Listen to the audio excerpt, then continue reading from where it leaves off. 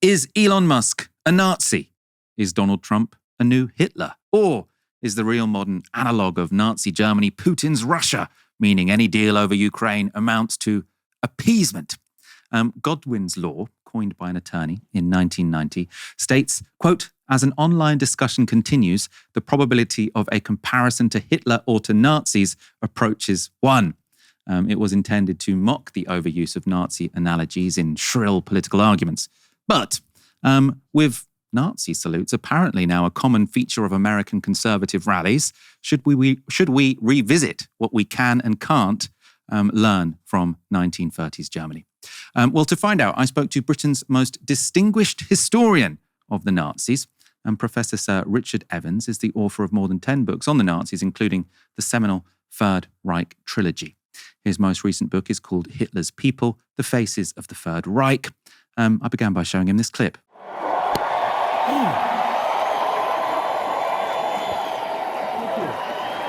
My heart goes out to you. And we're not going to retreat. We're not going to surrender. We're not going to quit. Fight, fight, fight. Amen. So, Richard Evans, I know you've been teaching, writing, reading about the Nazis for over 40 years.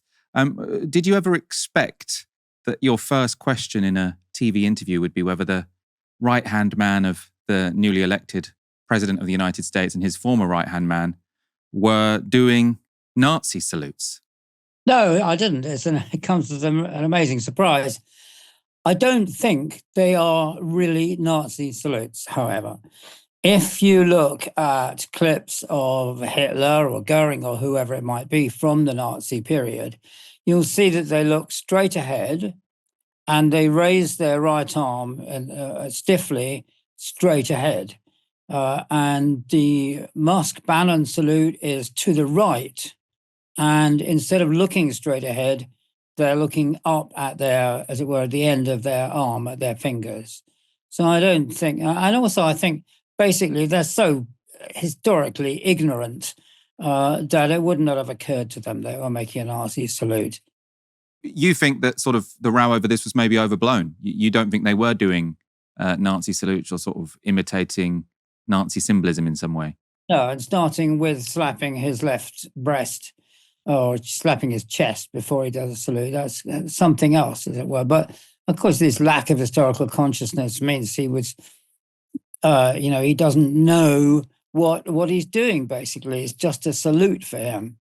He might have thought it was a Roman salute, but the Roman salute was invented in the 19th century. So, I'm not sure what he was doing. I know in general, you're often keen for people to be wary about Nazi analogies. I mean, famously, Godwin's law suggested they're somewhat overused. What do you think now, though? I mean, there are definitely authoritarian elements of this new Trump administration. And I think you could say quite fairly racist elements of the Trump administration, some of the things that Elon Musk says. Do you think that they might be appropriate now? Well, Godwin's law, which you mentioned, says that in any discussion on the internet or on social media, it takes, I think it's 10 contributions before somebody mentions the Nazis, something like that. It's Nazism, the image of Hitler, the image of the Nazis is a kind of part of our culture, and people use it in all kinds of ways, very often inappropriately. So what have we got now? Well, we've got the rise of a new far right, a new ultra-right, which is anti-democratic, authoritarian, even dictatorial. But it's slightly different, somewhat different from the fascists of the 20s and 30s and early 40s.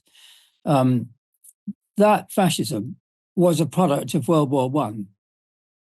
And so it is highly militaristic. I mean, the fascist regimes basically wanted to reverse the results of World War I.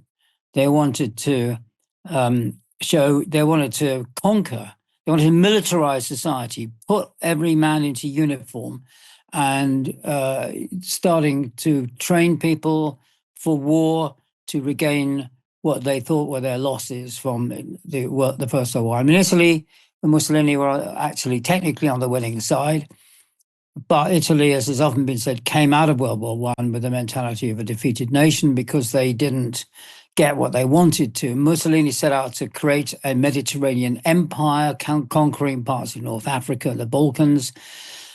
Hitler's ambition had no limits at all. He wanted to conquer Europe and then go on to conquer the world. Hints in some of his writings, he intended, if he won in Europe, to invade the United States. So those are differences, I think, from today's ultra-right.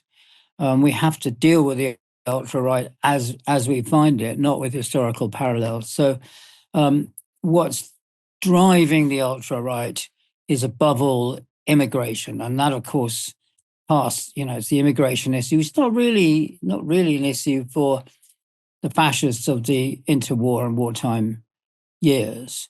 If you think, by the end of World War II, by late 1944, there were 7 million foreign workers in Germany. A lot of them slave laborers, a lot of them forced laborers, but still, that's not something today's ultra-right would countenance, I think. So it's a different setup. But today, ultimately, of course, it is the far right is a threat to freedom of speech. It's a threat to all kinds of freedoms. And I think it's, above all, a threat to truth and the belief in evidence-based policy. And of course, that makes it very, very disturbing. That reference to freedom of speech you just made there gives me a nice segue to my next clip. It's from CBS. And this was a conversation which was sort of immediately after J.D. Vance gave that speech to the Munich conference, I'm sure you're aware of, where he said European governments were suppressing free speech. Well, he was standing in a country where free speech was weaponized to conduct a genocide. And he met with the head of a political party that has far-right views and some historic ties to extreme groups. The context of that was changing the tone of it. And you know that the censorship was specifically about the right. No, I have to disagree with you. Free speech was not used to conduct a genocide. The genocide was conducted by an authoritarian Nazi regime that happened to also be genocidal because they hated Jews and they hated minorities and they hated those that they had a list of people they hated, but primarily the Jews.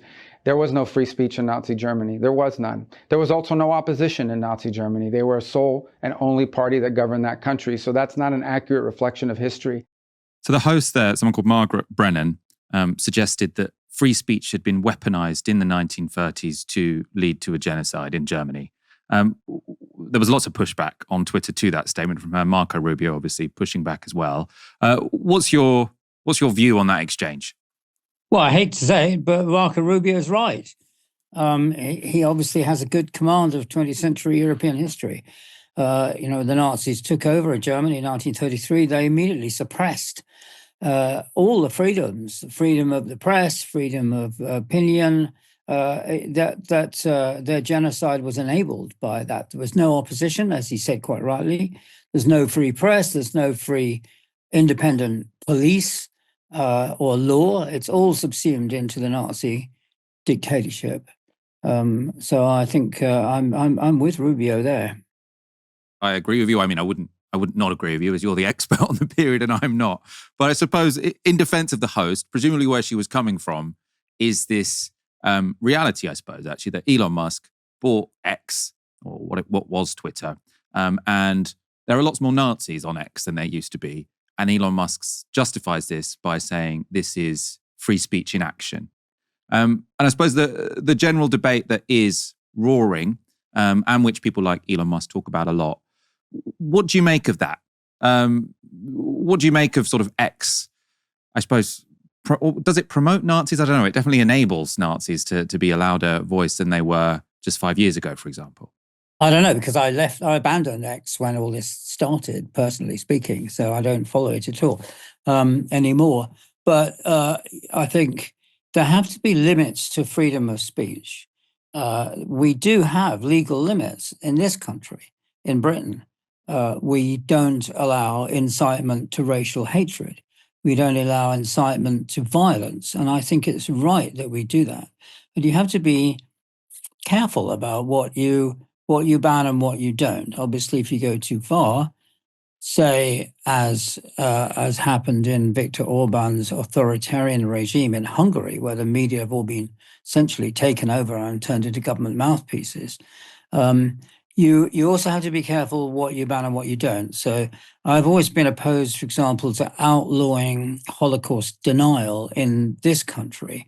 It is outlawed in some European countries like Germany or Austria, which I think have better reasons to outlaw it. But in this country, outlawing Holocaust denial creates martyrs of freedom of speech from people, Holocaust deniers, who have no interest themselves actually in freedom of speech. Were they in power, they would suppress all criticism of themselves. So we don't want to create martyrs. We don't want to draw attention. We don't want to boost their image, their public image, by directing a law against them. And there are still very few in this country. I mean, the difference is that there are, of course, with the globalization of the media over the internet and social media, that internationalizes opinions such as distortions of the truth, negations of the truth, like Holocaust denial, and incitement to hatred of, let's say, Jews, or for that matter, Palestinians, is something that I think should be against the law.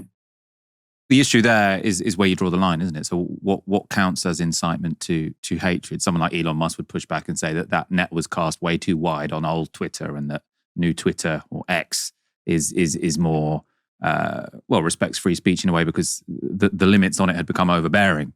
But I suppose, I mean, I know you're a historian. Was this a debate?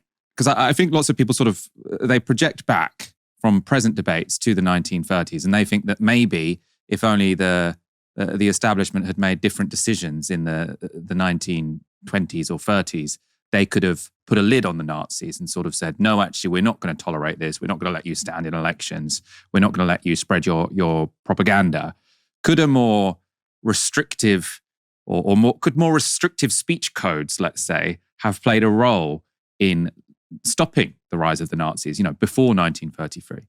Well, there's 2 points there. I mean, one point is that social media have dispensed with fact checkers. They've dispensed with alerting their viewers and participants to outright lies and distortions and factual misinformation and disinformation being spread. And I think that is wrong. I think it's very helpful if you have fact checkers, and if somebody puts up, let's say, a post on X, formerly Twitter, saying that the Holocaust never happened, I think would be important if you had a moderator putting up saying, no, this is simply not true. The evidence is overwhelming. As for the 1930s, well, it was tried actually in Germany. One government in the early 1930s did ban the wearing of military uniforms by the Nazis, by the stormtroopers. And although that, for political reasons, was rescinded some weeks later, I do think that was a step in the right direction, and had it stayed, it would have had an effect. Because the Nazis were constantly uniformed stormtroopers marching up and down the streets, marching through communist areas, intimidating, beating up, and even killing social democrats and communists even before they came to power in 1933. I just remember in the summer national election campaign of 1932, so months before the Nazis came to power, over 400 people were killed in Germany in street clashes. Now, no responsible or viable democracy can afford to tolerate that kind of thing, and I think it's wrong that they, weren't able to counter it. Your mention there of socialists and communists leads us nicely to our next example of, I don't know if this is a Nazi analogy or just bad analysis of Nazi Germany. This is a clip from last month. It's from a discussion on X between Elon Musk and Alice Weidel, the leader of the Alternative for Deutschland. Since I'm a economist, I would like to shed some light on the idea, when we talk about Hitler, on the idea of the National Socialists. back then, during the Third Reich, the National Socialists, as the word says, they were socialists. Yeah, Adolf very much Hitler so. considered, yeah. They nationalized industries like crazy. Yes, absolutely. Yeah. He was a communist, and he considered himself as a socialist. Richard, I don't know if you thought you were going to get asked this as well after 40 years of reading and writing and teaching about the Nazis, but was Hitler a socialist? Let me do a bit of fact checking first. He did not nationalize industries. Absolutely not. Okay, they subsidized and created some steelworks, the Hermann Goering steelworks, but by and large, they left the capitalist system intact, but they managed it by prioritizing munitions and armaments. Of course, the capitalists went along with that because it gave them greater profits. And later on, of course, during the war, there was a collaboration between capitalist industries and the SS, who supplied cheap or free labor for them from the concentration camps, leading to the creation of hundreds, if not thousands, of what were called subcamps, which are jointly managed by the SS and by industry. So it's been called a command economy, in which as it were, government set the direction, but it did not nationalize or socialize any industries, and therefore, of course, won the support of large, big industry, finance, and so on. As for a socialist, well, Hitler understood socialism to mean not, in its classical sense, the socialization of the means of production, but simply in a rather vague rhetorical way of working for all people, not just for the elites. And that's a strong kind of element in Nazism. And he does discuss this in various places, what he means by socialism. And this is, it's a very vague kind of doctrine. It's all encapsulated and symbolized in the Nazi flag, which was developed in the early 1920s, and which Hitler had a hand in developing. It's a red background for socialism, in a white, with a white circle in the middle and a black swastika for racism. And the three colors, black, red, and white, are the official colors of the old imperial Germany of the Kaiser. So it's an attempt to kind of catch every part of public opinion, from reactionary monarchists all the way down to the workers. And there's a tradition in Germany, it goes back to the 1890s, of trying to win over the workers, a very large working class who are overwhelmingly supporters of the moderate Marxist Social Democratic Party, until the communists came along in the 20s, to capture them for what was regarded as a kind of national cause. So what Hitler meant by socialism was very different from what, say, Karl Marx or Lenin or any Marxists meant by socialism. It's important not to confuse the two. And of course, the far right do that for polemical purposes.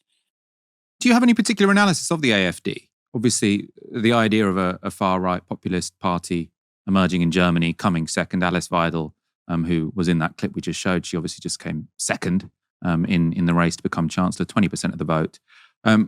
How worrying do you see that, sort of considering all the research that you've done?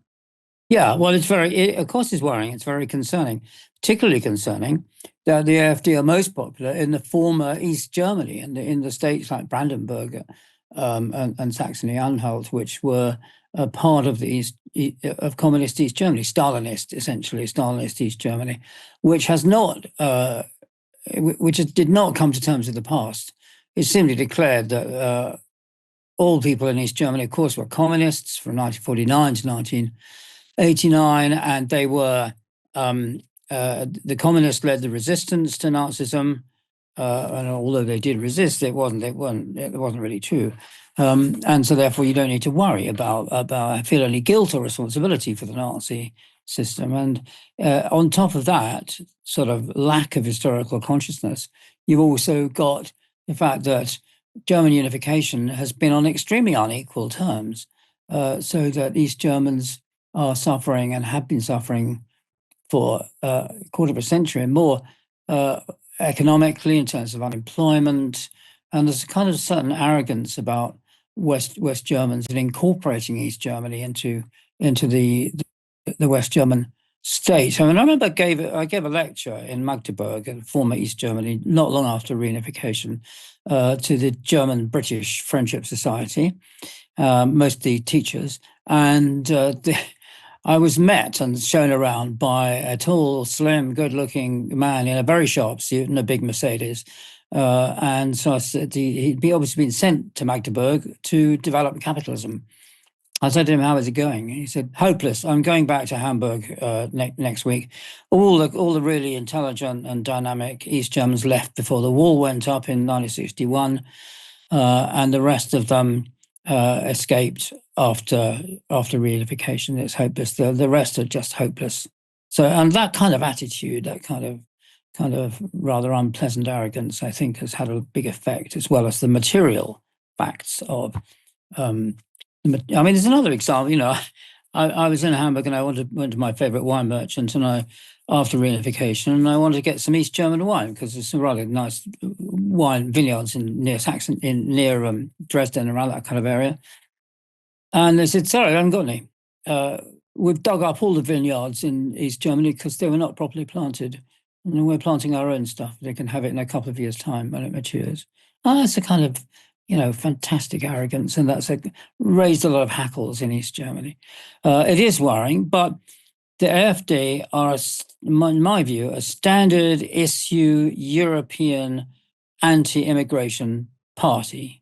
And that's very different from the Nazis. As far as I can see, the East German, in the former East Germany, it's immigration that becomes a kind of symbolic, in many ways racist, anti-Islamist, and so on. It's a kind of ideology that has scapegoats for the problems that they've got there. And as far as I can see, the AfD are not planning to invade Poland, for example. They're not a militarist, imperialist party.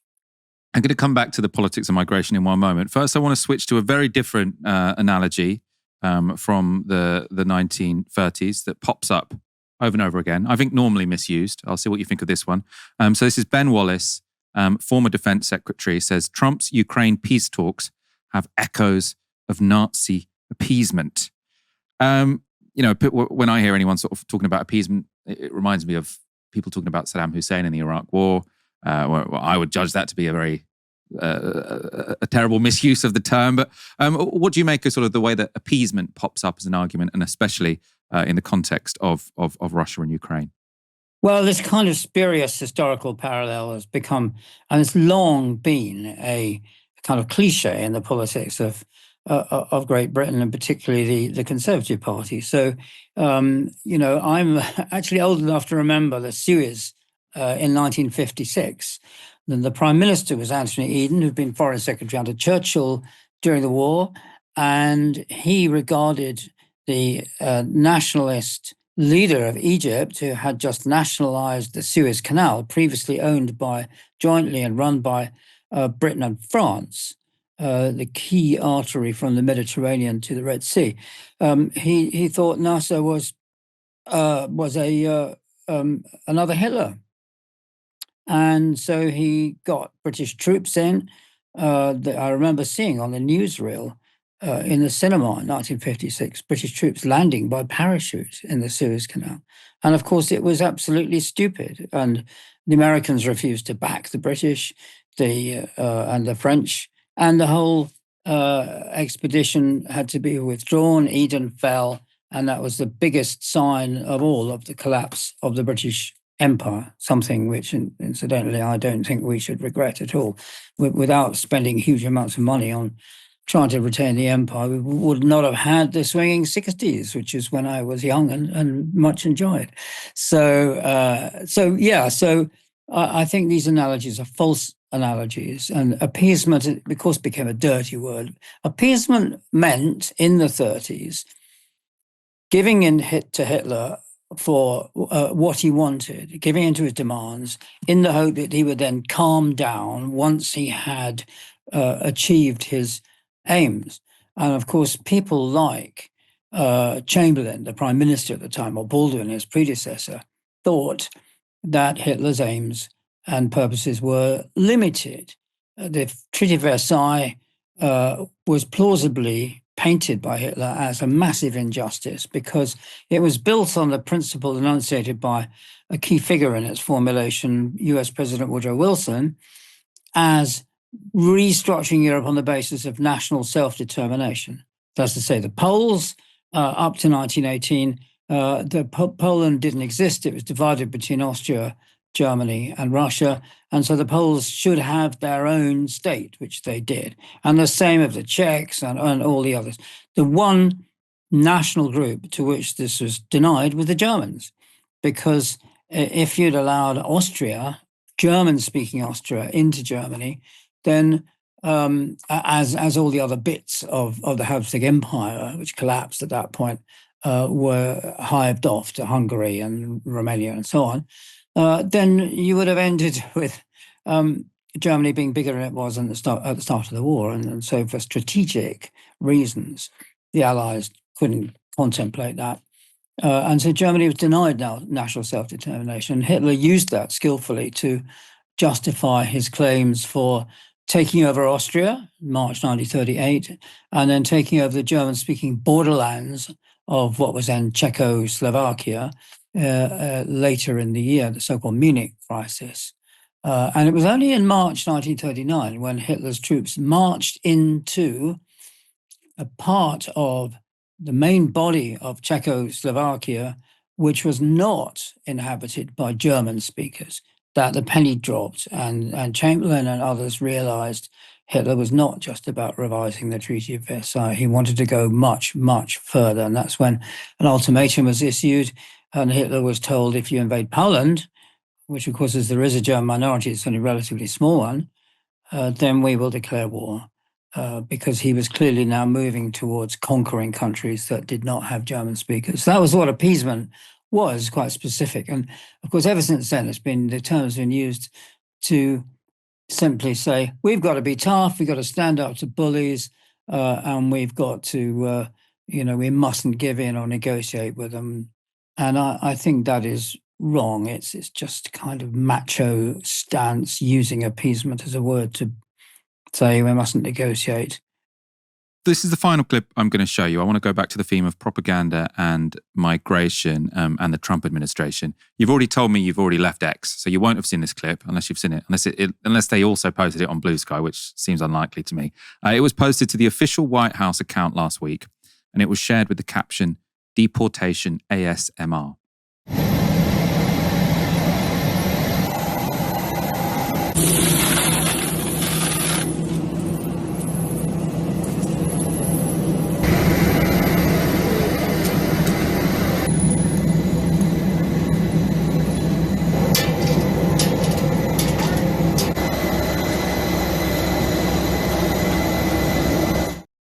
I know you've said already that sort of in the 1930s, the rise of fascism wasn't about immigration, and these are two sort of different issues.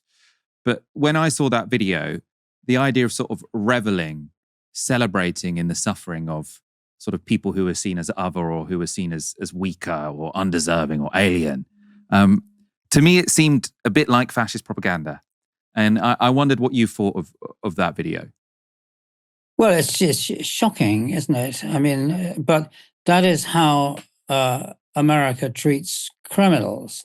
If you look at the way that criminals in their orange jumpsuits and the chains around their legs and hands and so on are treated, I think we find that rather shocking, but that is part of the prison culture. And it's saying, I think the message there is these people are criminals, which, I mean, I can't really comment on whether they are or not, but I do think it's quite repulsive. I don't think it is fascist, because fascism is something rather different. As I said earlier, it's a militaristic ideology, both internally and externally, and I don't think Trump is like that. But that is a kind of authoritarian vicious kind of way of treating people. And of course, fundamentally, it's going to be racist. And let me make one final point here. People are always trying to draw parallels with the Nazis, but Nazi anti-Semitism was not just another genocide. But the Nazis believed in a paranoid conspiracy theory of global dimensions, according to which all Jews everywhere were predetermined by their genetic makeup, by their heredity, to be subversive, to want to destroy civilization, and particularly to want to destroy Germany. And so they should all, wherever they were and whatever their circumstances, they should all be murdered. And that, I think, is a very different kind of genocidal mentality from one that simply sees other races as being inferior, as the Germans under Hitler did so-called Slavs in East Central Europe, in Ukraine, Belarus, Russia, Poland, and so on. And their official policy from 1942 in the so-called General Plan for the East was to exterminate these people by, not as a matter of urgency, by putting them in gas chambers as they did the Jews, 6 million of whom were murdered by the Nazis, but by letting them starve to death, by depriving them of sustenance, refusing them medical treatment, and so on. And over a period of years, the General Plan envisaged no fewer than 45 million Slavs being murdered. So genocide on that scale, I think, is also unprecedented, but it's different qualitatively. When you look at contemporary descriptions, as unfortunately I've had to do, of German soldiers and SS men in Eastern Europe during the war, there's a kind of extra edge of sadism about the way they treat the Jews. Then the Jews are not people just to be pushed out of the way like the Slavs or gunned down. They are people to be treated in a way that suggests that the Nazis thought they were a threat to, they needed to be humiliated. Lots of people are looking around the world, and sort of lots of our audience, or left-leaning audience, will be looking sort of around the West, especially, I suppose, sort of seeing economic stagnation and people turning to right-wing populists who are scapegoating minorities, blaming ethnic minorities, sort of showing how they can be more and more tough on them. And people are sort of looking around and thinking, these people aren't Nazis, this clearly isn't Nazi Germany, the Holocaust isn't about to happen. But there are echoes of a dark period, let's say, and they'll be feeling very concerned about that. And I suppose from you, sort of people in this country, you probably studied the 1930s and Nazi Germany more than anyone, or you'll be very much sort of up there. What do you think people should take away? You know, if people are thinking, I want to know more about the 1930s so that it doesn't happen again. You've obviously studied a lot more than most. When you look around the world today, what insights do you think you can bring to what we're currently seeing? Well, what I say to people, obviously, is read my books, But I mean, apart from self-advertisement, I think we need, do you remember the famous saying by Mark Twain, the American humorist in the 19th century, history never repeats itself, but sometimes it rhymes, or you can think of it in terms of echoes of the past. And that is one reason why the far right today wants to kind of wipe the memory of Nazi atrocities from culture, because that's an illustration of how racism and authoritarianism can end up. But because we know that we know that's how it ended up in the Second World War, then we're better placed to fight it and to fight against it. And I think that's what we have to do.